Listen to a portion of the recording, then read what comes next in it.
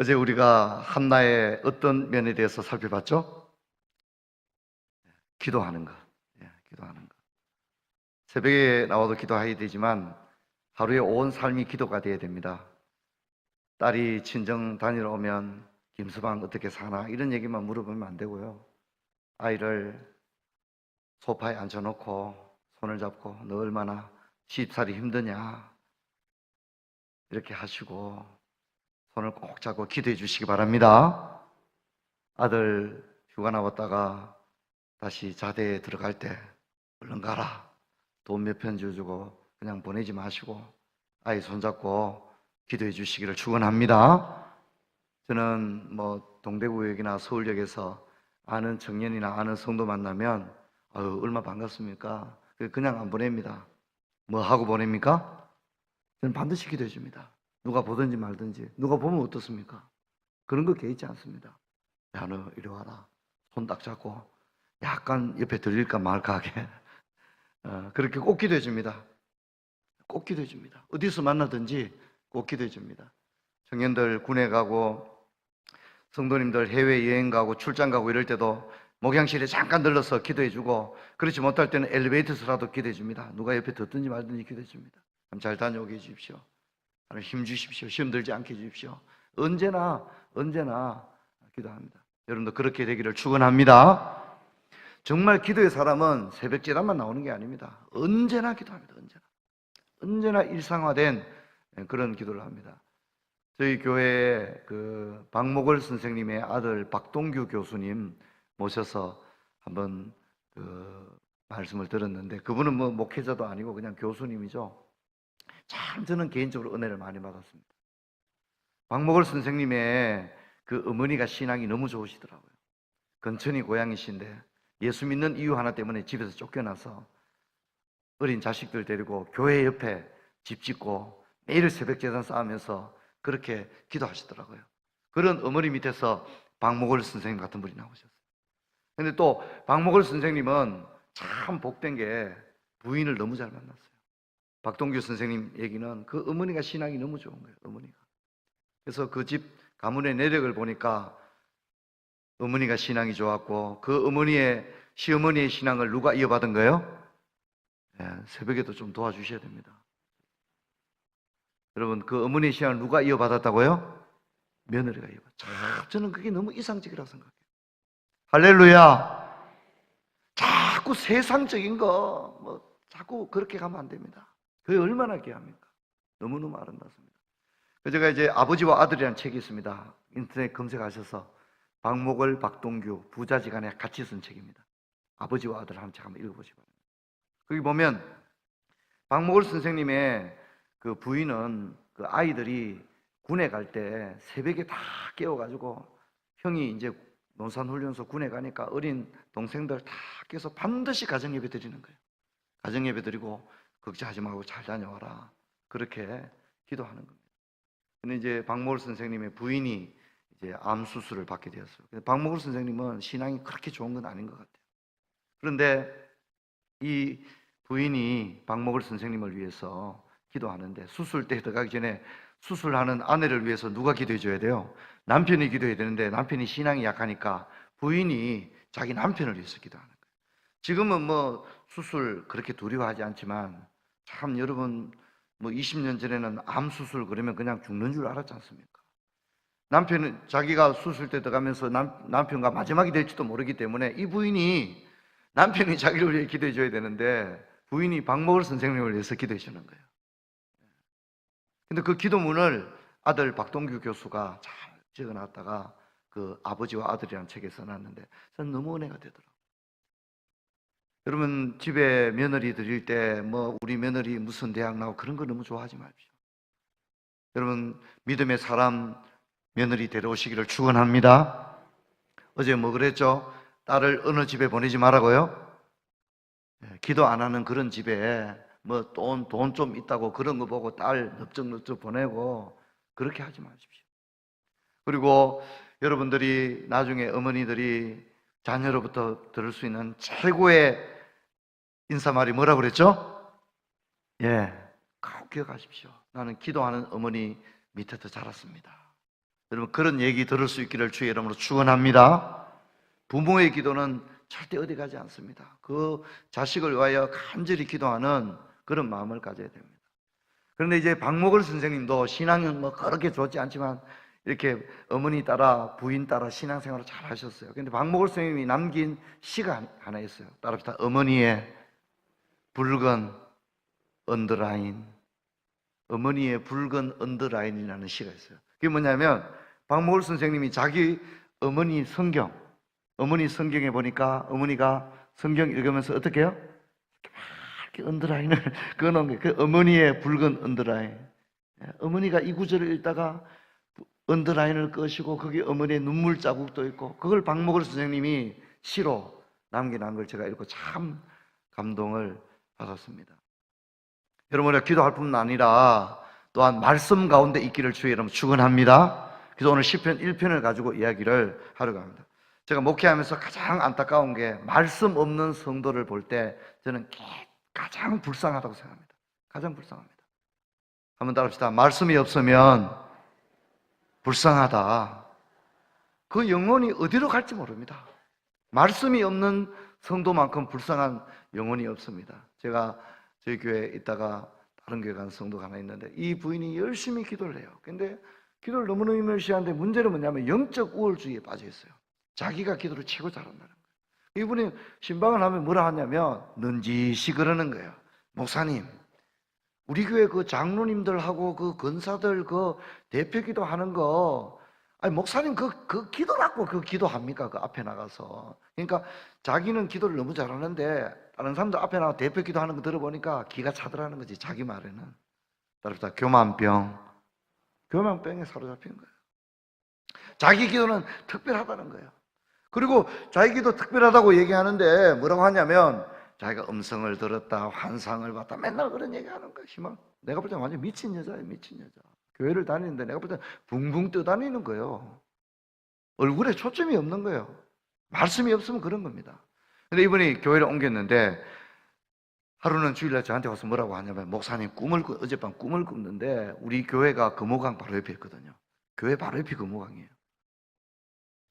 그런데 꿈을 꾸는데 남편 구두가 금호강 다리 밑으로 둥둥둥둥 떠내려가더라는 거예요. 남편 구두가 떠내려가더라는 거예요. 그러면서 이 부인이 뭐라 하냐면 목사님 때가 된 것 같습니다. 난 뭔 때가 된지 모르는데 교회를 옮길 때가 됐다는 거예요. 남편 구두가 떠내려가니까 뭐 한다고요? 교회 옮기는 거예요. 여러분 그 부인이 그렇게 하고도 교회를 12번 더 옮겼습니다. 너무너무 답이 없는 거예요. 너무너무 불쌍한 거예요. 그래서 말씀이 없으면 얼마나 비참한 생활을 하게 된다는 것을 잊지 마십시오. 가장 불쌍한 게 교회 나와 충성 봉사 다 하고 결국 말씀이 없으면 교회를 떠나가게 됩니다. 오늘 제가 시편 1편을 통해서 짧은 시간에 이 말씀을 완전히 다 강론하기는 어렵지만 중요한 것만 몇 개를 이야기를 합니다. 여러분 시편은 전체 몇 편으로 이루어져 있죠? 150편으로 시편 150편이죠. 근데 150편을 자세히 보면 여러분 한번 볼까요? 시편 1편 1절 앞에 뭐라고 써있어요? 제1권이라고 적혀있어요. 시편은 전체 5권으로 이루어져 있어요. 시편이 150편을 5권씩 5권으로 이루어져 있습니다. 뭐 50권 이런 건 아니에요. 각 좀 달라요. 각 권이. 이 5권을 왜 시편이 5권으로 이루어져 있냐면 이 시편을 5권으로 나눈 이유는 따라서 모세오경과 맞아 들어가는 거예요. 그러니까 시편 1편은 창세기와 매칭이 되는 거예요. 시편 2권은 출애굽기와 연결이 되는 거예요. 그래서 여기 시편 1편에 여호와의 율법을 즐거워하여라는 이 율법은 모세오경을 의미합니다. 모세오경. 그래서 시편 150편 전체가 하나님의 말씀과 예배에 관련이 되어 있습니다. 중세 수도원에서는 시편 150편을 한 달에 한 번씩 암송을 했고요. 1643년 웨스트민스터 총회에서 모여서 예배법을 만들 때 예배에 부를 수 있는 찬송은 시편 외에는 부를 수 없다고 정했습니다. 왜냐하면 시편은 하나님의 찬송이기 때문입니다. 근데 시편 1편을 보면 시편 1편과 2편은 하나로 묶어져 있습니다. 시편 1편과 2편이 하나입니다. 그래서 시편 1편은 뭐로 시작합니까? 복 있는 사람은 이렇게 시작하고 2편 12절 한번 볼까요? 2편 12절 끝은 뭐로 끝나요? 모든 사람은 다 복이 있도다. 이렇게 끝납니다. 한번 따라해 보겠습니다. 복 있는 사람은 다 복이 있도다. 시편 1편 1절이 복 있는 사람은로 시작해서 시편 2편의 마지막 12절은 복이 있도다 이렇게 끝나는데 1편과 2편이 하나의 짝으로 이루어져 있습니다. 시편 1편은 개인적인 예배를 상징하고 있어요. 시편 1편은 개인적인 예배, 시편 2편은 공동체적인 예배를 상징하고 있어요. 그래서 시편 2편을 보면 세상의 군왕들이 나오고 간원들이 나오고 이렇게 하는 것을 볼 수가 있습니다. 어쨌든 시편 1편과 2편 전체가 예배하기 위해서 적혀졌다 하는 것을 기억해야 됩니다. 한번 따라합시다. 시편 1편은 성경의 출입구다. 한번 펜이 있는 분은 그렇게 좀 적어 놓으십시오. 우리 보니까 요약하는 뭐 이렇게 가이드북도 주시고 이랬는데 거기다가 이렇게 좀 적고 이러면 좋습니다. 시편 1편은 성경의 뭐와 같다고요? 출입구입니다. 만약 우리가 성경의 세계로 들어간다면 출입문이 어디에 있다고요? 시편 1편에 있다고 할 정도로 시편 1편은 하나님의 말씀의 세계로 들어가는 매우 중요한 게이트 역할을 한다. 그렇게 이해를 하면 됩니다. 시편 기자는 이렇게 말합니다. 참으로 복된 사람은 어떤 사람이냐? 토라, 오경을 기뻐하는, 하나님의 율법을 기뻐하는 사람이다. 그것을 묵상하고 그것을 지키며 살아가는 것을 가장 큰 인생의 낙으로 알고 살아가는 사람이다. 그렇게 합니다. 근데 악인은 어떤 사람이냐? 악인은 뭐 나쁜 짓 하고 그런 사람이 아닙니다. 악인은 어떤 사람이냐? 말씀이 없는 사람이 곧 악인입니다. 말씀 없이 살면 그 사람의 인생은 자기 나름대로는 내가 법 없이도 살 사람이고 뭐 그 사람은 호인이고 그만한 사람 없다 그러고 성격 좋고 인간미가 넘친다. 아무리 좋은 평판을 다 갖다 붙여도 말씀이 없으면 성경은 그 사람의 인생은 결국 어떤 인생이라고요? 그 사람은 바로 악인이다. 말씀이 없는 생애를 살아가는 것이 곧 악인이다. 그렇게 얘기합니다. 그래서 그 사람은 공동체로부터 분리되고 심판을 견디지 못하고 인생은 흥황하는 것처럼 보여요. 흥황하는 것처럼 보이지만 시편 1편은 뭐라고 충고합니까? 그런 사람의 인생은 마치 바람에 날아가는 겨와 같은 인생이, 지금은 굉장한 것 같아요. 흥황하는 것처럼 보여요. 대단한 것처럼 보여요. 그러나 그런 사람의 인생의 결국이라고 하는 것은 바람에 나는 겨와 같다. 그렇게 말합니다. 그러나 토라를, 율법을, 하나님의 말씀을 기쁨으로 알고 살아가는 사람의 인생은 시냇가에 심기운 나무와 같은 줄 믿습니다. 그렇게 얘기합니다. 이건 방법이 없어요. 방법이 없어. 뭐 내가 성품을 좋게 가지고 마음을 뭐 곱게 가지고 그 아무리 해도 안 됩니다. 결국은 무엇을 가까이 해야 된다고요? 말씀을 가까이 해야만이 결국은 그 사람의 인생이 복된 인생이 되어질 줄 믿습니다. 여러분 이걸 잊지 말아야 합니다. 너무나도 중요한 것입니다.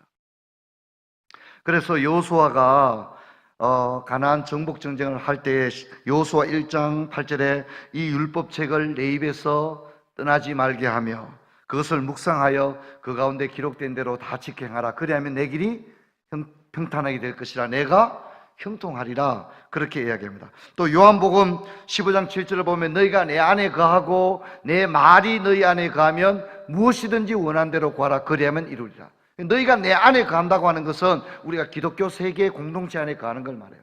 근데 성경은 뭐냐면 단순히 우리가 기독교 세계 안에 거하고 교회에 출석하는 것으로 만족할 수는 없습니다. 교회 안에 와도 알곡과 죽정이가 있고 주여 주여 하는 자마다 다 천국에 가는 게 아닙니다. 한번 답시다. 너희가 내 안에 거하고. 우리가 교회에 오면 우리가 주님 안에 거합니다. 그리고 신상 명세를 쓸 때 종교 안에 기독교 이렇게 씁니다. 그러나 그것으로 만족하면 안 됩니다. 단순히 우리가 예배당에 와서 앉아 있는 것만으로 만족하면 안 됩니다. 교회 와서 여전도 활동도 하고 주일학교 활동도 하고 뭐 찬양대도 하고, 근데 단순히 그거는 안 됩니다. 너희가 내 안에 거하고 여기서 끝이 아니라 하나 더 필요합니다. 너희가 내 안에 거하고 내 말이 또한 너희 안에 거해야 됩니다. 할렐루야. 우리가 교회 와서 신앙생활 하지만 모든 사람의 마음속에 말씀이 가는 게 아닙니다. 어떤 사람은 말씀이 없어요. 그저 교회 생활에만 바쁜 거예요. 집사도 되고 시간이 흘러서 장로가 되기도 합니다. 그러나 정말 말씀이 없는 사람이 있어요. 근데 그런 사람은 결국은 악인이 되는 겁니다. 왜? 말씀이 없기 때문에 하나님을 떠나게 되는 것입니다. 그래서 우리가 하나님의 말씀 안에 거한다고 하는 것이 얼마나 중요한지를 잊지 말아야 합니다. 그런데 이 말씀을 성경은 곧잘 뭐라 하죠? 묵상한다라고 말합니다. 묵상한다. 묵상한다는 말을 메디테이션이라고 하는데, 우리 메디슨 그러면 의학 이런 뜻이거든요. 메디팜 약국, 메디컬 의학적인 이런데, 이 묵상하다의 메디테이션은 약이라는 단어와 이 단어의 언어적인 어근이 근원이 똑같습니다. 그래서 묵상한다라고 말할 때 이 묵상은 어떤 거냐? 성경을 묵상한다는 것은 우리가 약을 먹으면 어떻게 되죠? 약이 세포와 신경과 온몸에 침투하잖아요. 온몸 속으로 침투하고, 정말 뼛속까지 약이 침투하지 않습니까? 세포 곳곳까지 약이 미치지 않습니까? 약을 먹으면 약이 혈관을 타고 온몸으로 퍼지지 않습니까? 성경을 묵상한다고 하는 건 바로 그런 의미입니다. 하나님의 말씀이 우리 온몸 속으로 스며드는, 그래서 마음의 신비에 하나님의 말씀이 새겨지는 것이 묵상인 줄 믿습니다. 우리가 그렇게 하기까지 말씀을 봐야 되는 겁니다. 그것을 성경 묵상, 그냥 단순히 그냥 기계적으로 읽는 것 이상의 의미가 있는 겁니다. 그리고 이 성경을 묵상한다는 거 하는 것은, 이 제가 약이라고 하는 그런 단어와 그 언어의 근원이 같다고 했는데, 성경을 묵상한다고 하는 것은 이 성경을 묵상하는 가운데 치유적인 기능이 있는 줄 믿습니다. 성경을 읽는 가운데 치유적인 기능이 있습니다. 왜냐하면 하나님의 말씀은 골수의 양약과 같아서 그 골수와 폐부를 능히 찔러 쪼갠다고 했습니다. 할렐루야! 여러분, 성경을 읽는 가운데 놀라운 전인적 변화가 우리 가운데 일어날 줄 믿습니다. 제가 이건 뭐 저희 교회 얘기가 아니고 제가 아는 목사님한테 들었는데, 교회에서 우리 인동교회도 그렇지만 양육 프로그램들이 많지 않습니까? 그 교회에 성경 읽기 프로그램이 있었어요. 성경 같이 읽는 사람들은 뭐 성경 읽는데, 어느 고등학교 교사 집사님이 뭐 다 하나는 꼭 지원하라 그러니까 뭐 하나 지원했어요. 그리고 잊어버렸어요. 근데 교회 부목사님이 전화 왔어요. 아, 집사님 바쁜데 양육 지원을 하셨네요. 아, 그래요? 내가 하긴 했는데 뭐 했는지 잘 모르겠습니다. 그런데 집사님 성경 읽기 반에 집사님이 체크했습니다. 그럼 어떻게 하면 되냐 그러니까 주일마다 오셔서 30분 동안 커피 마시면서 같이 성경 읽는 겁니다. 쉽네요. 그래 모였습니다. 그런데 성경을 같이 신약 성경을 같이 읽어가는 프로그램이었어요. 모여서 교회에서 30분 읽고 그 주간 동안 집에서 여기서 여기까지 읽어오세요. 이제 이런 프로그램, 어려운 프로그램이 아니죠. 근데 학교 선생님이니까 이분이 정말 고지고대로 시키는 대로 어디서 어디까지 읽어오라면 읽어오고 그랬어요. 근데 이 선생님이 학교 일을 하면서 스트레스를 많이 받았는지 아주 담배가 꼴초예요. 그냥 담배를 입에 물고 있는 거예요. 하루에 뭐 한 갑씩 피울 정도로 담배가 입에서 떨어지지 않았어요. 자, 그런데 이제 숙제를 해야 되니까 수업 없는 시간에 교무실에 앉아가지고 뭘 읽기 시작합니까? 성경 읽기 시작해서 그냥 읽었어요. 어디까지 읽어야 되구나. 성경 읽어보니 재밌는 거예요. 목사님 설교하는 것도 뭐 여기 다 있네. 막 이렇게 하면서 성경 읽었어요. 또 집에 와서도 읽으라는 만큼 딱 읽고 그랬어요. 그런데 놀라운 일이 일어났어요. 여러분, 이분이 성경을 읽으면서 성경 읽기 프로그램이 한 달이 지나고 두 달이 지나는데 학교 선생님들이, 동료 선생님들이 이 선생님 보고 얘기하는 거예요. 김선생님 무슨 좋은 일 있나? 김선생님 무슨 좋은 일 있나? 성경을 읽는 가운데 이 선생님이 자기도 인식하지 못하는 가운데 얼굴에 무슨 변화가 오는 거예요? 기쁨의 변화가 오는 거예요.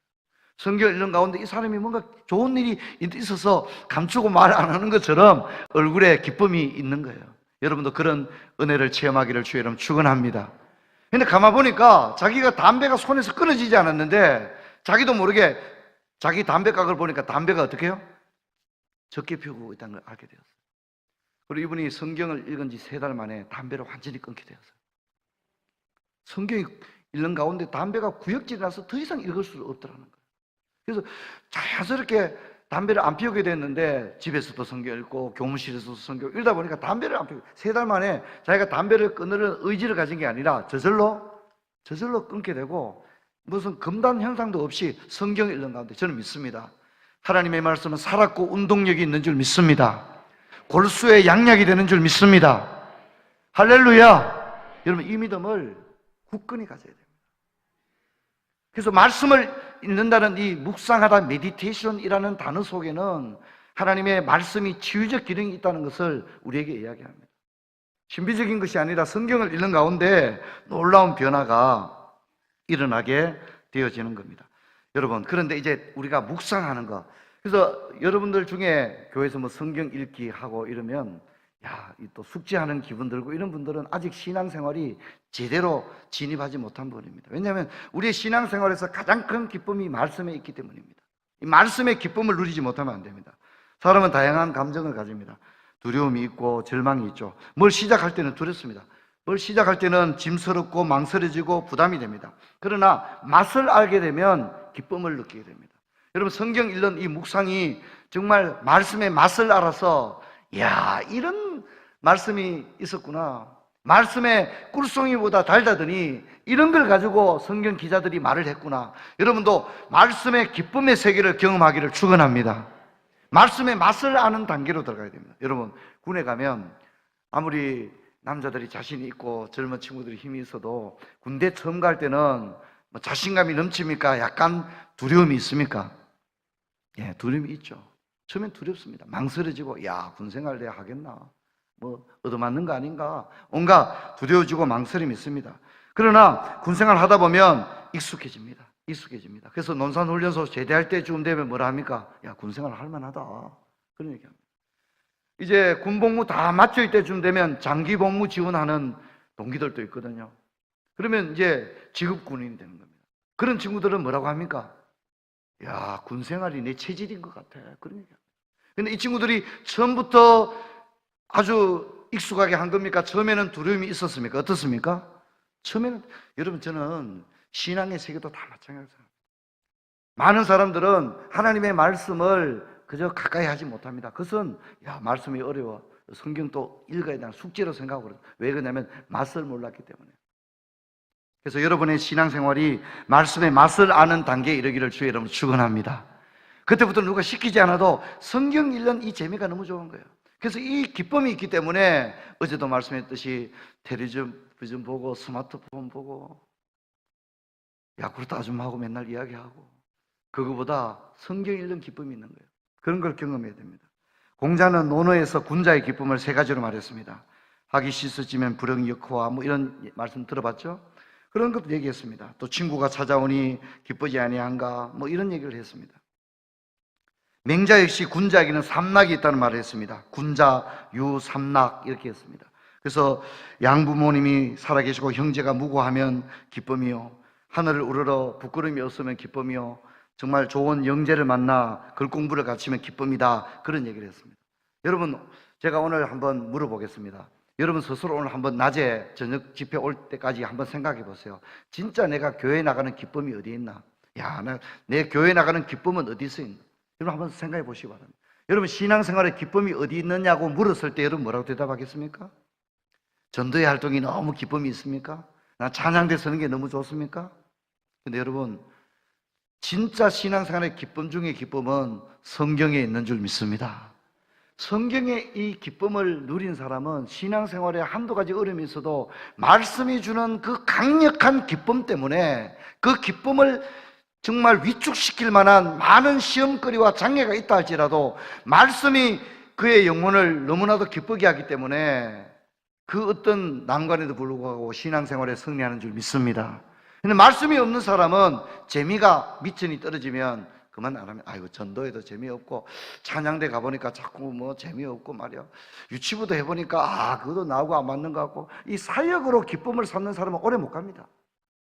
교회 나왔더니 야, 좋은 사람이 있어서 나 김집 사고 너무 마음도 맞고 커피도 같이 마시고 미장원에도 같이 가고, 또 그러다가 어떻게 됩니까? 또 소원해집니다. 김집 사 그럴 줄 몰랐다, 그렇게 됩니다. 그러면 인간관계 속에 기쁨을 삼으면 이게 오래 가지를 못합니다. 여러분, 그렇게 해서 신앙생활 3년 못 넘깁니다. 우리가 길고 긴 인생을 가는 동안에 끝까지 걸어갈 수 있는 것은 말씀의 기쁨이 있어야 될 줄 믿습니다. 하나님의 말씀이 주는 그 기쁨 때문에 올라가는 거죠. 그런 것이 있어야만이 여러분 승리할 수 있다 하는 것을 여러분이 잊지를 마시기를 바랍니다. 이것이 참된 신앙의 진리 가운데 가는 것이다. 그래서 말씀의 기쁨의 세계까지 들어가야 됩니다. 여러분, 자, 말씀의 맛을 알았습니다. 그 다음에 말씀의 어떻게 해요? 또 기쁨의 세계를 알게 되었습니다. 맛을 알고 기뻐하고, 그 다음 어느 단계까지 들어가냐면 사랑하는 단계까지 말씀을 말씀을 사랑해서 그 말씀 안에 살아가고자 하는 그런 열망에까지 들어가야 합니다. 그래서 말씀이 제대로 뿌리 잡히지 못한 성도는 굉장히 위험합니다. 불안합니다. 중앙선이 없고 신호등이 없는 것 같습니다. 이런 사람들은 이단에 넘어가고 앞에 말한 것처럼 신비주의에 넘어갑니다. 쉽게 넘어갑니다. 환상을 보고 음성을 듣는 것을 신앙생활의 전부인 줄 알고 어떤 체험을 하면 자신이 다른 사람보다 우월한 것처럼 울줄댑니다. 성령의 역사가 마치 방언, 은사, 능력 그런 것밖에 없는 줄 압니다. 굉장히 불쌍한 겁니다. 눈에 보이고 어떤 자극적이고 이런 것들을 너무 좋아하면 나중에 신앙생활 못합니다. 야, 음성 듣고 환상 보고 막 병이 나오고 벌떡벌떡 일어나고 말이죠. 뭐 예언기도 막 받고 말이죠. 그런데 한번 빠져버리면 말씀의 맛을 느끼지 못합니다. 자극적인 게 아니면 더 자극적인 거 결국 이단에 가게 됩니다. 신비주의에 빠지게 되고 신사도주의에 빠지게 되고 그런 데 가게 됩니다. 교회 담임 목사님이 언제나 친정 어머니처럼 구수한 하나님의 말씀 전할 때 거기서 기쁨을 느끼지 못하고 좀 더 자극적인 거 그런 것들을 추구하게 됩니다. 그래서 말씀 강론 듣는 것보다 감정 듣는 걸 더 좋아하고 좀 더 자극적이고 기쁜 거 이런 거 좋아합니다. 그래서 교회 생활 가운데 가장 불쌍한 사람이 말씀의 맛을 경험하지 못한 사람들입니다.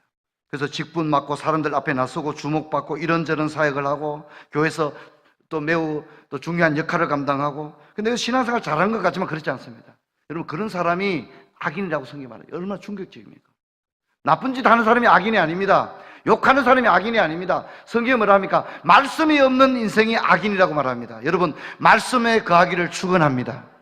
하나님의 말씀이 기쁘고 즐겁고 그 말씀대로 묵상하고 그 성경이 주는 그 맛으로 인하여 신앙생활의 기쁨을 누리고 그 말씀을 사모하여 목마른 사슴처럼 주의 전에 올라오고 그 말씀 전할 때 아멘하고 여러분 그런 사람은 마침내는 복된 인생이 될 줄 믿습니다.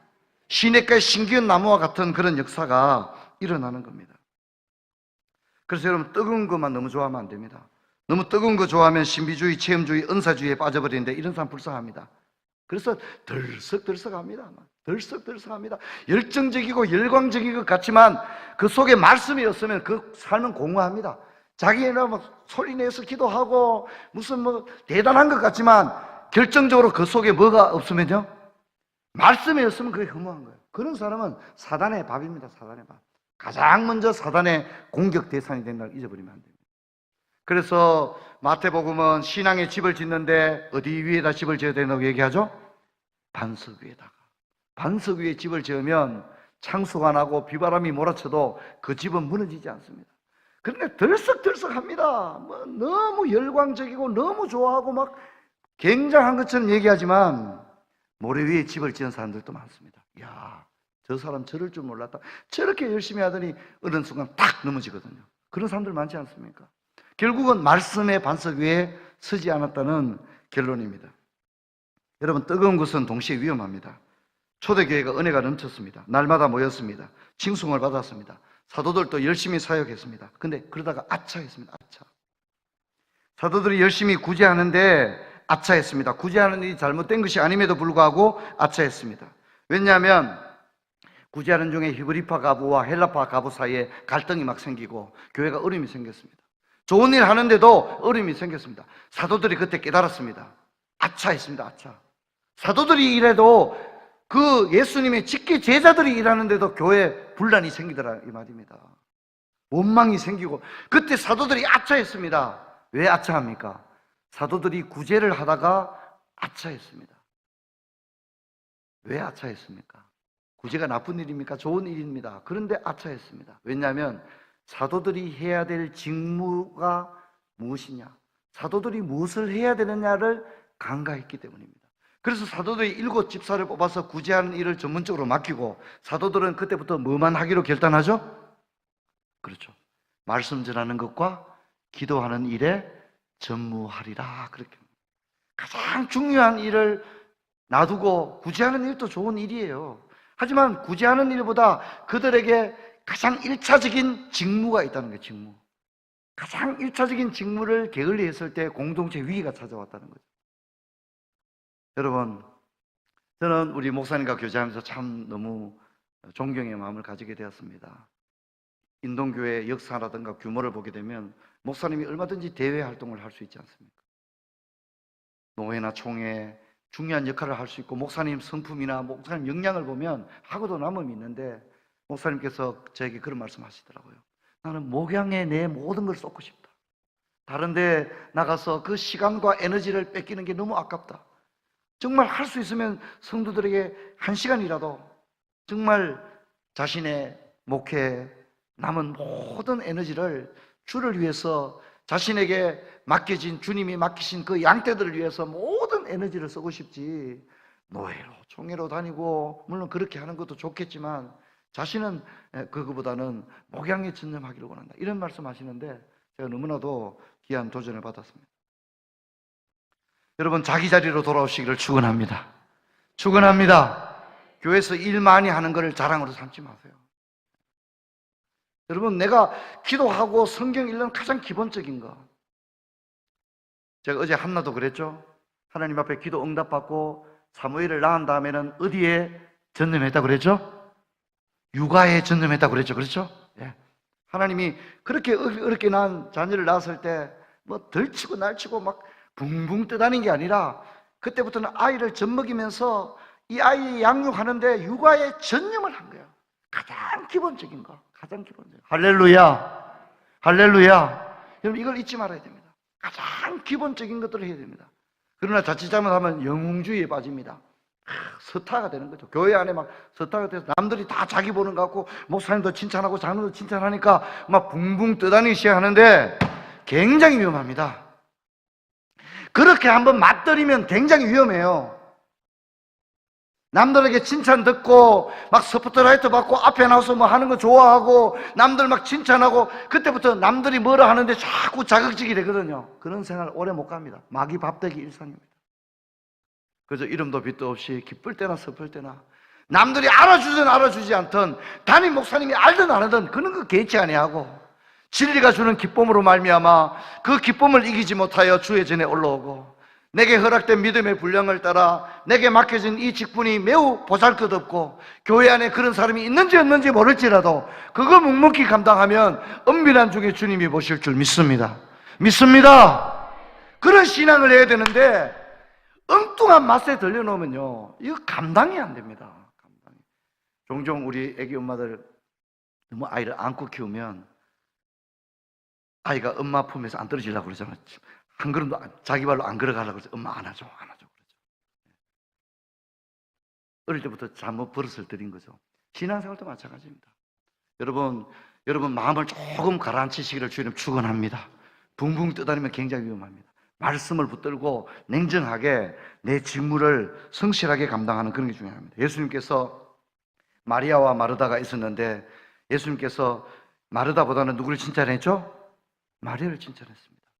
왜냐하면 마리아는 주님의 발치 아래 앉아 말씀을 들었습니다. 물론 언니를 도와서 다가를 준비하는 것도 중요했지만, 지금 그 사과 한 쪼가리 먹는 게 중요한 게 아니라 주님의 입에서 쏟아지는 영생의 말씀, 천국의 말씀, 생명의 말씀을 한 구절이라도 놓치지 않겠다는 결연한 의지를 가지고 주님의 발치에 앉아 마치 그 말씀을 듣기를 심히 사모했던 그 영혼처럼, 목마른 영혼처럼 그 입에서 떨어지는 하나님의 말씀을 하나도 놓치지 않겠다는 결연한 의지를 가지고 그 말씀을 듣는 그 마리아를 주님은 칭찬한 줄 믿습니다.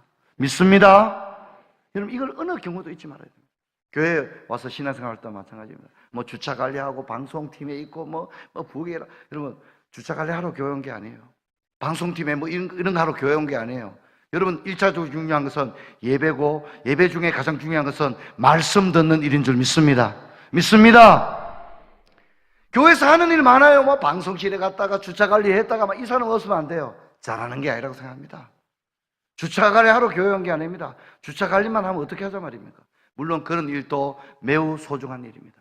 하지만 그러나 여러분, 교회에 올 때는 언제나 1번에 뭐를 두어야 된다고요? 말씀 듣는 걸 두어야 됩니다. 할렐루야. 이 시간에는 무슨 그냥 막 국거리다가도 막 김집사한테 맡겨놓고 와서 말씀 듣고, 말씀 딱 끝나면 또 봉사하고 자기 일 해야 되는 거지. 말씀은 막 제쳐놓고 마음이 분주합니다. 오늘 예전대 원래 해야 되고 말이죠. 온갖 오후에 뭐 대표기도 해야 되니까 또 막 신경이 쓰이고 말이죠. 김지사한테 만나가 참기름 주기로 했는 것도 막 신경 써요. 어느 타임에 참기름을 줘야 될지 막 고민이 막 되고, 너무 분주하면요 말씀 하나도 못 듣고 주일날 교회 와서 일은 많이 한 것 같은데 결국은 그런 식으로 가게 되면 내 안에 뭐가 없게 되죠? 새벽이지만 좀 도와주세요. 저도 힘드니까. 결국은 뭐가 없게 되죠? 요라는 많이 들었는데 결국은 말씀이 하나도 없는 거예요. 여러분, 그게 결국은 표관합니다. 시편은 말합니다. 그런 사람이 바로 악인이라고 말합니다. 그런 사람이 악인이 되는 거예요. 하지만 하나님의 말씀을 묵상하고 기뻐하고 그 맛을 알아 사랑하는 단계까지 들어가게 되면 그런 사람은 시냇가 신기한 사람과 같은 그런 은혜를 경험하게 된다는 것을 여러분 잊지를 말아야 됩니다. 그래서 따라합시다. 군중들은 떠나갔다. 그 사람들 다 떠나갔어요. 5,000명을 먹이고 막 안전배가 일어나고, 이야 놀랍다. 너 어제 봤나? 나는 어제 봤다. 너는 못 봤지? 니 다음에 한번 문둥이 낳는 거 니 다음에 한번 봐라. 나는 봤다. 나는 문둥이 낳는 거 봤는데 안전배가 이렇게 보고 나 다음에 그거 좀 봐야 되겠다. 맨날 이벤트만 좋아하는 이벤트. 야 봤나? 들었나? 야 나는 봤다. 니는 못 봤나? 맨날. 근데 결국 말씀이 없어. 이런 사람들은 결국 줄을 다 떠갔어요. 입술로는 나를 존경하나 마음은 내게서 멀도다. 그렇게 얘기하죠. 결국 군중은 다 제자만 남았어요. 그래서 너희도 가겠느냐? 너희도 나를 떠나겠느냐? 그러니까 제자들이 뭐라 합니까? 영생의 말씀이, 생명의 말씀이 여기 있사오니 우리가 주를 떠나 어디로 가오리까? 따라합시다. 말씀의 가치. 진짜 보배는 말씀이라는 걸 아는 사람들이죠. 진짜 배기는 말씀이구나. 결국 우리가 신앙생활 하는 거, 예전도 야유회 가서 뭐 맛있는 거 먹고 이런 게 신앙생활 아닙니다. 진짜는 결국 말씀이구나. 이 말씀의 가치를 깨달은 사람들은 이 가치가 얼마나 소중한 걸 알았기 때문에 내가 이 말씀을 떠나 어디로 가겠습니까? 세상 어디 가서 이런 말씀 듣겠습니까? 다 썩어질 것밖에 없는데 내가 그래도 교회 오면 목사님과 양육 프로그램도 받고 제자 훈련도 받고 얼마나 기쁨이 있습니까? 여러분, 말씀의 가치를 알기를 축원합니다. 제가 이제 22년 개척해서 22년 됐습니다. 저는 고등학생 둘이서 신혼방에서 교회를 개척했습니다. 3년이 되도록 성도 수가 10명이 넘지 못했습니다. 제가 22년 동안 무슨 저는 뭐 부흥사도 아니고 무슨 전도를 특별히 하는 것도 아니고 제가 전념했던 것은 성경을 가르치고 말씀을 가지고 양육하는 일이었습니다. 제가 기억나는 것은 어떤 청년과 자매 한 분이 우리 교회로 왔어요. 목사님 우리가 결혼을 하려고 그럽니다. 그러시냐고. 그런데 우리 남자친구가 교회를 안 다닙니다. 우리 남자친구를 세례를 줄 때까지 좀 교육을 이 교회에서 좀 시켜주십시오. 그렇게 했습니다. 우리 교회가 계명대학교 옆에 있기 때문에 둘 다 계대 직원이었어요. 교회가 대학과 가까우니까 일 마치고 교회 와서 세례 교육을 받고 세례를 받아야 장가를 이제 갈 수 있는 거죠. 장모님이 세례 안 받았는데 딸을 못 주겠다 이렇게 된 거예요. 그래서 이제 우리 교회 왔는데, 그러니까 이 젊은 친구는 완전히 성경을 뭐 하기 위해서 공부하는 거예요, 지금? 장가 가려고 공부하는 거예요. 정말 오직 목표는 영생이 아니고 장가인 거예요, 장가. 교회 개척 초기여서 사람도 많지 않고 1대1로 공부를 했어요. 1대1로 공부하는데 이 친구가 오직 관심은 뭡니까? 데이터. 그래서 공부를 처음에 딱 기도 공부 시작하면 성경 공부 시작하면 목사님 오늘은 좀 일찍 맞춰줄 수 있나요? 맨날 이런 얘기 하는 거예요. 그래 또 데이트도 하고 이러니까 항상 관심이 말씀에 관심이 전혀 없어요. 오직 빨리 코수옥을 띄고 뭐 해야 되죠? 세례 빨리 받아가 세례 증서 가져가야 장모님이 날짜도 받고 이제 둘이 이제 빨리 결혼 허락을 받는데 목표가 오직 그거예요. 말씀에 공부하는데 말씀에 전혀 관심이 없어요. 참 난감하다. 제 마음에 그런 생각이 들고, 야, 이 친구는 장가 가는 순간 주를 떠나겠구나. 그런 생각이 들어서 정말 야, 이 교회 안 다니겠다. 말씀에 요즘 젊은 청년들 말로 말씀에 1도 관심이 없는 거예요. 정말 가르쳐 보는데 벽을 보는 기분이었어요. 그래도 어떡합니까? 목회자가 할 일이 말씀 전하는 거고, 그렇게 해서라도 말씀 배우고 있다고 왔으니 제가 할 일은 말씀을 가르치는 일이었죠. 그래서 제가 이제 이 친구가 너무 말씀을 관심이 없고 오직 장가가고 데이트하는 데만 관심이 있어서 성경 공부해도 안 되더라고요. 그래서 성경 공부는 짧게 하고 제가 요한복음을 같이 읽어나기 시작했어요. 그래서 제가 그 친구하고 약속을 했죠. 수업을 일찍 맞춰주겠다. 그래야 또 둘이 데이트도 하고 그러니까 수업을 일찍 마치는데 보충 수업을 위해서 낮에 잠깐 만나가지고 30분씩 성경을 나하고 같이 읽자해서 요한복음을 매일 한 장씩 읽어나갔어요. 요한복음 한 장 읽는데 시간이 오래 걸려요? 많이 걸려요? 요한복음 한 장 읽는 시간 얼마 안 걸려요. 근데 중요한 것은 매일 한 장이라도 읽으면 역사가 일어날 줄 믿습니다. 매일이라도 읽으면 역사는 제가 잘 가르쳐서가 아니라 말씀 그 자체가 살아있기 때문에 역사가 일어나는 줄 믿습니다. 말씀이 죽은 문자가 아니에요. 말씀이 살아있다니까요. 운동력이 있다니까요. 그래서 이제 성경 공부는 너무 취미였고 이 사람이 성경을 너무 배경이 없으니까 성경 공부가 너무 힘들더라고요. 성경 공부는 조금 짧게 하고 일주일에 한 번씩 만나 요한복음을 하루에 한 장씩 안 빠뜨리고 매주 또 이제 몇 시간씩 하는 게 아니라 잠시 30분 같이 대학 벤치에 앉아가 잠깐 읽고 자기는 또 사무실로 돌아가고 그런 식으로 했는데요. 이제 학습을 받고 또 세례를 받을 쯤 됐는데 여러분 참 공부하는 중에 갑자기 이 친구가 막 헉헉헉 하고 우는 거예요. 그리고 자기 얘기를 하는데 자기가 대학교 때 불교 학생회 회장이었다고 고백을 하는 거예요. 자기가 불교 학생회 회장이었다는 거예요. 그리고 뭐 불교에 대해서 막 많이 알더라고요. 그리고 자기는 마음에 목사 웃기지 마라. 나 이 막 미숙임하고 결혼해야 되니까 빨리 고해서 세례 정서 얼른 받아가지고 결혼하면 교회 내가 천하의 교회를 다녀 정말 그런 마음을 가졌다고 하더라고요. 그런데 정말 말씀은 신비하고 놀라운 줄 믿습니다.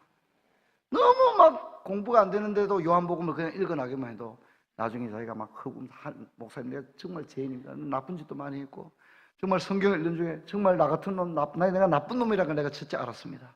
정말 나 같은 놈, 정말 하나님 보시기에 얼마나 내가 악한 종이라는 걸 내가 알게 되었습니다. 말씀은 양심의 거울인 줄 믿습니다. 말씀이 역사한 거죠, 말씀이. 여러분, 그분이 지금 저희 교회 장로님이 되었습니다. 저희 교회 장로님입니다. 얼마나 열심히 하는지 모릅니다. 뭐 시회장도 하고요, 막 얼마나 열심히 하는지 모릅니다.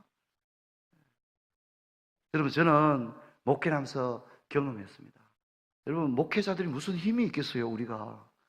여러분, 그런데 우리가 들고 가르치는 이 말씀은 이 말씀 자체가 능력인 줄 믿습니다. 그래서 이 말씀이 그들 심령의 메디테이션, 뼈와 살 속에 골수와 세포와 신경과 모든 혈관 속으로 그 약 하나를 먹어도 말이죠, 아스피린 하나만 먹어도 온몸에 약효가 들어가듯이 말씀은 그와 같은 줄 믿습니다. 말씀은 그의 전 인격 속으로 들어가는 거예요. 그의 감정과 그의 과거의 삶과 그의 이성적인 부분과 그의 지성과 그의 모든 영역에 살아있는 하나님의 말씀이 들어갈 때 그 말씀이 자신의 인생을 돌아보게 하고 자각이 일어나고 통해가 일어나고 회개가 일어나고 할렐루야, 역사가 일어나는 거예요. 역사가 너무너무 놀라운 거예요. 여러분, 그런 역사가 있는 것입니다. 그래서 여러분, 신앙생활에 다른 걸 기쁨으로 알고 살아가는 사람은 오래 못 갑니다. 롱런하지 못합니다. 말씀이 없으면 결국 떠나가고 넘어진다는 것을 여러분이 잊어서는 안 됩니다. 하지만 우리가 뭐 처음에는 볼 때 인생이 별거 없어요. 이렇게 윤리적으로도 별로 성격도 별로 안 좋고 한 번씩 반칙도 슬쩍슬쩍 하고 자기가 스스로 생각할 때 내가 너무 약삭 빠르고 이기적이고 별로 인간성도 별로 안 좋아요. 그런데 참 이게 왜 은혜입니까? 하나님께서 그에게 은혜를 주셔서 말씀을 자꾸 가까이 하는 걸 주시는 거예요. 그래서 자기가 자꾸 말씀을 읽는 중에 이 말씀이 그 사람을 선한 길로 인도하는 줄 믿습니다. 성경이 그 사람의 인생을 서서히 바꿔놓는 거예요. 성경이. 그래서 복된 인생이 되어지는데 성경은 그런 사람, 시편 1편의 사람을 시냇가에 심은 나무다 그렇게 얘기합니다. 근데 이 시냇가에 심은 나무라는 말은 굉장히 좀 설명이 필요합니다. 여러분, 이 시편 1편의 땅은 상시적으로 낙동강이 흐르는 그런 강은 팔레스타인에 없습니다. 그런 강은 없습니다.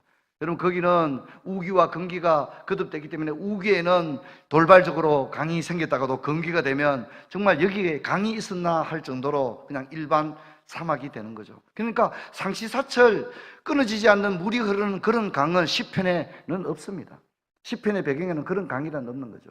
그러니까 여기에 시냇가에 심기운 나무라는 것은 정확한 번역은 수로 옆에 심기운 나무입니다. 수로 옆에. 그래서 팔레스타인은 수로가 많거든. 수로에는 물이 끊어집니까? 끊어지지 않습니까? 끊어지지 않습니다. 수로에는 우기든 건기든 관계없이 물이 언제나 지원되는 것이 수로입니다. 그래서 시편 1편에 시냇가에 심기웠다는 것은 조금 더 정확하게 말하면 수로 옆에 심기워진 나무다.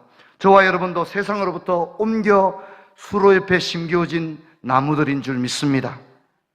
하나님의 뜰에 심겨진 그런 복된 나무가 저들인 거죠. 근데 시편 1편은 이 시냇가에 심겨진 이 나무의 특징을 세 가지를 말하는데, 철을 따라 열매를 맺는다, 그리고 잎사귀가 마르지 않는다, 모든 일이 다 형통하다, 이런 겁니다. 철을 따라 열매를 맺는다는 것은 정기적으로 열매를 맺는다는 겁니다.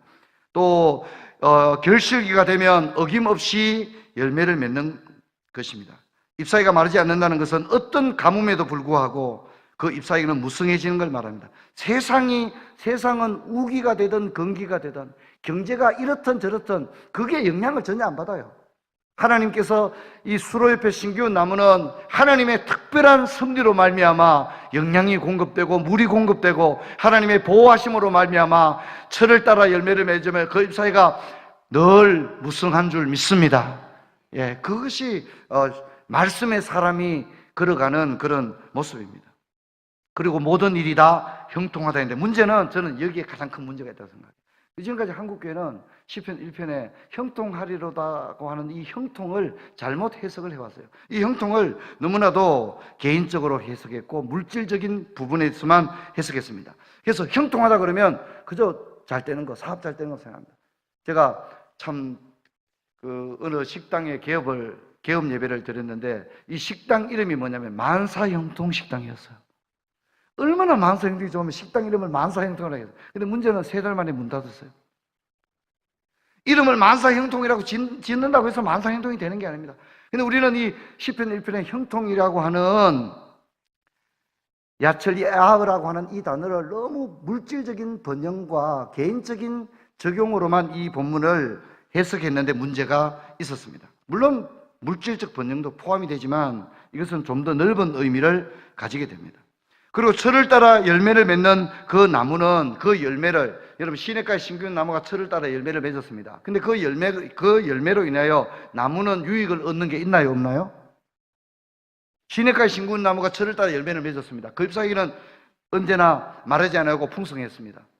그런데 여러분, 그 나무가 철을 따라 맺은 그 열매로 인하여 그 나무는 자기가 직접적인 혜택을 누린 게 있나요, 없나요? 없죠. 나무는 열매를 자기가 먹는 게 아니죠. 그 열매는 누가 먹죠? 다 다른 사람이 먹죠. 나무가 아닌 다른 존재가 그 철을 따라 맺게 된 열매를, 혜택을, 이익을 누리게 되는 줄로 믿습니다. 형통은 바로 그런 의미예요. 내가 맺은 열매를 나 혼자 독식하고 독점하는 것이 아니라 내가 주님이 주신 시냇가에 심기운 나무가 되어서 철을 따라 맺게 된 그 열매로 인하여 내가 맺게 된 그 열매를 다른 사람이 누리게 되는 것을 의미합니다. 여러분, 이것이 주님이 주는 축복이라는 것을 잊지 말아야 됩니다. 하지만 많은 사람들이 이것을 잘못 해석했다는 생각이 듭니다. 이 형통은 나 자신의 배를 불리기 위한 복이 아니라는 걸 잊지 말아야 됩니다. 시편 1편에 복된 사람은 그 복된 사람을 인하여 그 복된 사람 주위에 있는 다른 사람이 그 사람으로 말미암아 여호와의 은혜를 누리게 되는 줄 믿습니다. 그게 진짜 복입니다. 그게 진짜 복. 그래서 여러분, 예수 믿는 사람은 어떤 결과가 왔냐면 진짜 경제적 성장을 이루어야 하는데요. 경제적 성장은 뭐냐면 성경은 이렇게 말합니다. 너희가 전에는 가난한 자였으나 이제는 뭐라고 합니까? 너희가 전에는 가난한 자였으나 이제는 뭐요? 부유한 자로다가 아니에요. 성경 그렇게 말하지 않아요. 내가 전에는 가난한데 이제는 부자가 됐다. 이건 자본주의의 꿈이에요. 성경 그렇게 말하지 않습니다. 너희가 전에는 가난한 자였으나 따라합시다. 이제는 많은 사람을 부욕해 하는 자로다. 이해가 되셨어요? 그게 진짜 하늘의 복입니다. 그게 시편 1편의 형통인 줄 믿습니다. 나로 인해서, 내가 전에는 가난해서 나 일신도 돌보기 어려웠고 내 앞가름하기도 힘들었다는 얘기예요. 그런 정말 인생을 살았다는 거예요. 근데 하나님이 은혜를 주었어요. 이제는 내가 삼시세끼 밥 먹고 내 자식들, 손주들 키우고 살아가는 거는 아무 문제가 없어요. 근데 하나님의 목표는 거기서 끝나는 게 아니에요. 나 잘 먹고 잘 사는데 거기서 끝나는 것이 주님의 꿈이 아닙니다. 주님은 우리를 통하여 많은 사람이 복을 누리기를 원하시는 줄 믿습니다. 그래서 너희가 전에는 가난한 자였으나 이제는 많은 사람을 부욕해 하는 자로다.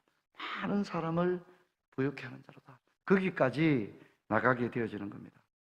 로마인 이야기의 시노 나나미는 그의 로마인 이야기에서 이런 얘기를 썼습니다.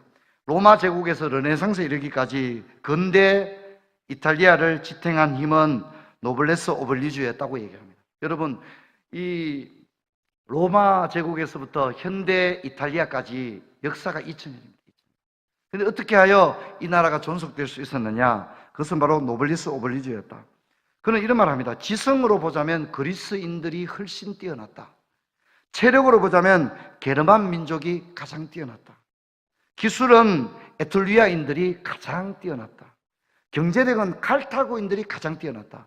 로마인은 내세울 만한 게 없었다.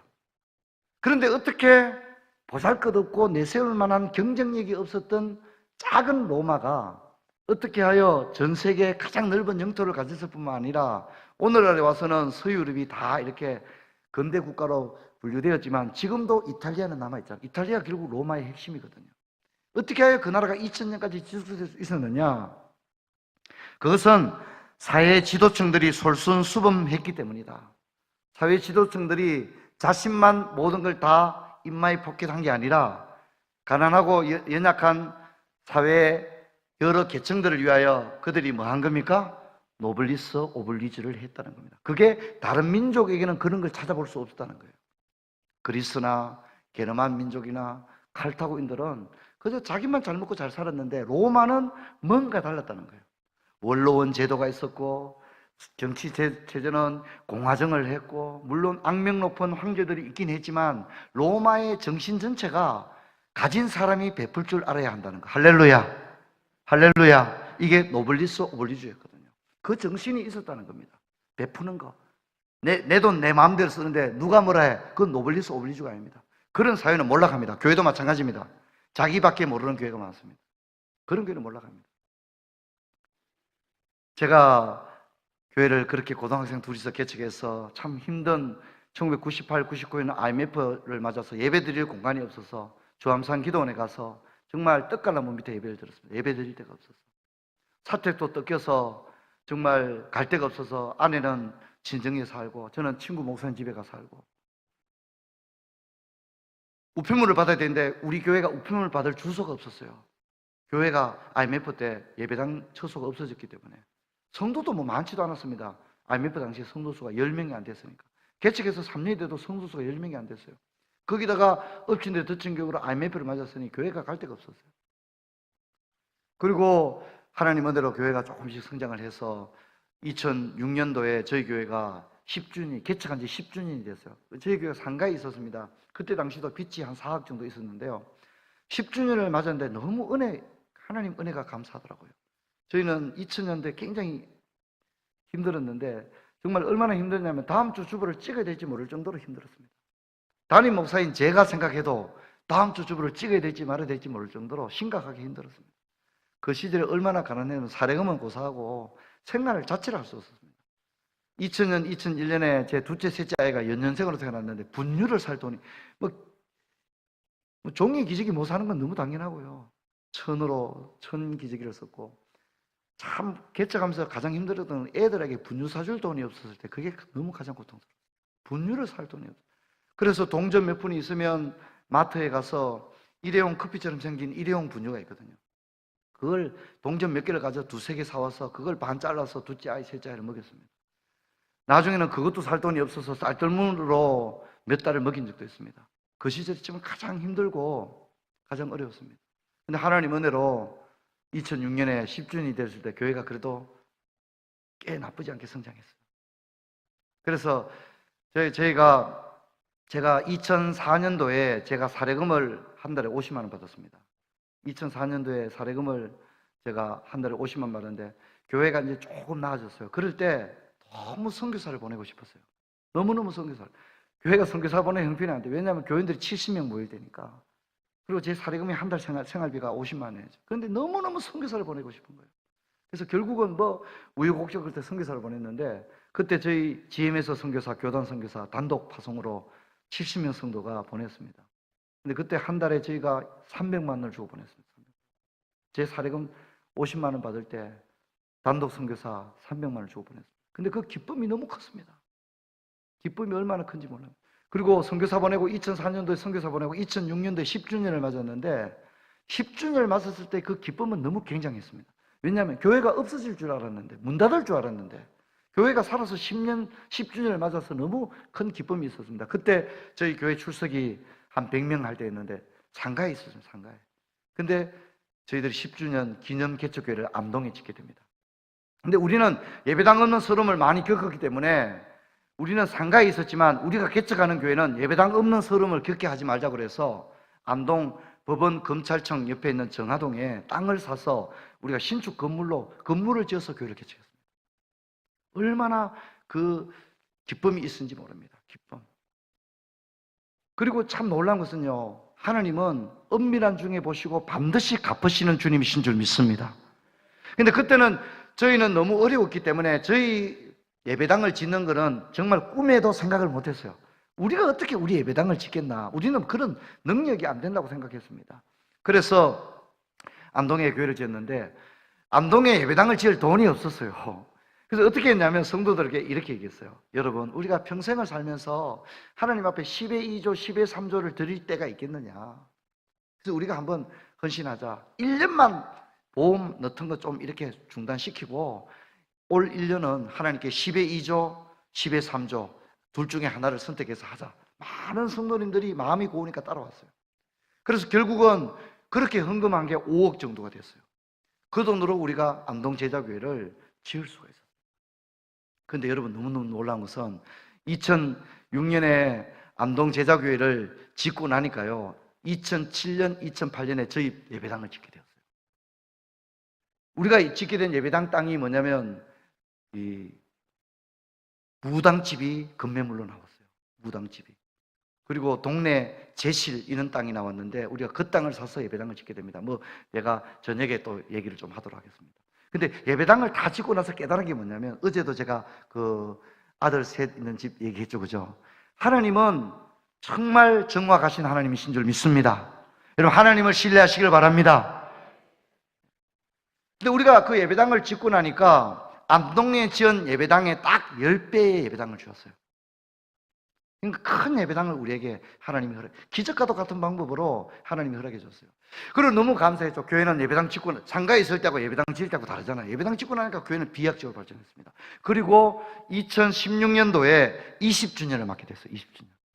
20주년을 맞게 됐는데 또 20주년 우리가 그냥 맨입에 넘어갈 수 없다 그래서 저희도 20주년 개척교회를 2개를 지었습니다.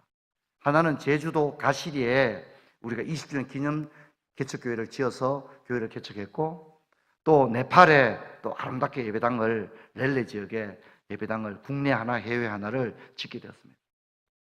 여러분, 제가 하나님 일을 하면서 느낀 거 뭐냐면, 이거 하나님이 주신 은혜를, 열매를 나 자신만 누리려고 하는 것은 시편 1편의 형통이 아니라는 걸 잊지 말아야 돼요. 성도 여러분, 새벽이니까 저를 한번 보십시다. 오늘부터 한번 기도하십시오. 여러분, 시편 1편의 형통은 나누어주는 형통이니까 나누어주는 형통을 누리게 하여 주시옵소서. 나누어준다는 것은 내가 충분히 먹을 정도가 되니까 나누어주는 거죠, 그죠? 그래서 여러분도 복 받으시고 나누어주는 그런 여러분 되기를 주의 이름으로 축원합니다. 그런 마음을 가져야 됩니다. 여러분, 미국이라는 나라를 지탱하는 것도 노블리스 오블리주입니다. 워런 버핏은 세계적인 갑부지만 지금도 4천만 원짜리 60년 동안 단독주택에, 초라한 주택에 삽니다. 근데 그가 275달러를 기부했습니다. 도네이션 했습니다. 275달러가 얼마냐면 우리나라 돈으로 30조입니다. 30조를 기부했습니다. 페이스북에 저커버그도 자신의 전 재산 630달러를 기부했습니다. 빌 게이츠도 마찬가지입니다. LA 다저스의 커쇼라는 키 큰 투수도 마찬가지입니다. 그 사람들은 자기 버는 거 다 도네이션 합니다. 왜냐하면 자기들은 먹고 사는데 돈이 얼마 필요한 건 아니거든요. 여러분, 나누는 인생이 복된 인생인 줄 믿습니다. 믿습니다. 할렐루야. 교회도 말이죠. 여러분, 교회가 사랑이 없다 이런 얘기 하지 말고, 여러분 정말 통닭도 좀 쏘시고, 정말 이 인동교회 추수감사절에 돼지 2마리, 소 1마리 잡을 수 있기를 축원합니다. 사랑이 없다 말하지 말고 나부터 정말 닭 10마리도 좀 내놓을 줄 알고요. 염소 한 마리 우리 수수감사절에 잡아가지고 온 성도들 좀 먹읍시다. 사랑이 없다 말하지 말고 내가 염소 한 마리부터 살 수 있는. 할렐루야. 제가 이 얘기하고 말씀 맺고자 합니다. 한 번은 우리 교회 권사님이 염소 한 마리를 잡았어요. 영양에서 새끼 염소 한 마리를 정성을 다해 가져와서 교역자들하고 장로님들하고 또 주일학교 선생님들 초청해서 염소 한 마리를 대접했어요. 그리고 저보고 이제 식사 기도를 하라고 하는데 제가 식사 기도하다가 대성통곡을 했어요. 대성통곡을 했어요. 여러분, 구약의 제사제도에서 양을 잡고 염소를 잡는 것은 그 염소, 특히 하목제를 잡았을 경우에는 그 염소나 양을 누가 먹어요? 제사장은 넓적다리 하나밖에 안 먹어요. 나머지는 다 누가 먹어요? 하목제를 드린 사람이 가져갑니다. 그러면 그 사람 혼자 다 먹을 수 있어요, 없어요? 그렇게 양을 잡았다는 것은 누구하고 같이 먹으란 말이에요? 이웃들과 다 같이 나누어 먹으란 얘기예요. 여러분, 염소 한 마리, 양 한 마리 잡으면 얼추 먹지 않겠어요, 그죠? 예. 그렇게 여호와께 제사 드리고 함께 나누어 먹으라는 것이 진짜 제사의 뜻이에요. 오늘 우리가 입으로만 사랑이 없다 그렇게 말할 게 아니라 내가 가진 것을 내어놓을 수 있는 그런 은혜가 있기를 주의 이름으로 축원합니다. 이게 정말 성경이 말하는 복입니다. 저는 우리 시편 1편이 한국교회에 제대로 자리 잡기만 하고 이것이 어릴 때부터 주일학교 아이들로부터 시편 1편의 말씀이 제대로만 아이들 머릿속에 들어가기만 하면 교회가 변하고 세상이 변할 줄로 믿습니다. 근데 오늘 우리는 너무 기복주의로 흘렀습니다. 그저 나 혼자 잘 먹고 잘 사는 거. 아파트값 올랐다, 땅값 올랐다, 주식에서 돈 벌었다 하더라. 근데 결국은 뭐예요? 그 주님이 맺게 해주신 열매를 누가 먹더라는 거예요? 나 자신만 먹는 거예요. 그러면 그건 시편 1편이 아니고 정말 복된 사람도 아니에요. 시편 1편의 정신은 내 축복이 다른 사람으로 흘러가게 하는 형통. 저는 인동교회가 그런 교회 되기를 주의 이름 축원합니다. 축원합니다. 그런 역사를 가져와야 되지 않겠습니까? 그런 사람이 바로 시편 1편이 말하는 복된 사람이고, 그런 사람은 여호와께서 그 길을 인정하시나 악인의 길은 망하리로다. 악인의 길은 결국 망하는 겁니다. 여러분, 악인 그러니까 막 흠상구전 사람, 막 말이 거친 사람, 막 신호등을 막 어기는 사람, 그런 생각하면 안 됩니다. 말씀이 없는 사람이 악한 사람이에요. 제 아무리 인격적이고 뛰어난 사람도 말씀 없이 살게 되면 악인의 길을 걸어갈 뿐이에요. 그런 사람의 길은 여호와께서 인정하지 않는다고 성경이 말하고 있어요. 여러분, 이제 기도할 뿐만 아니라 말씀을 여러분의 것으로 삼기를 주의 이름으로 축원합니다. 그리고 좀 어리석어 보이고 좀 이렇게 융통성이 없어 보여도 하나님의 말씀을 따라 걸어가는 그런 복된 인생들 다 되기를 주의 이름으로 축원합니다.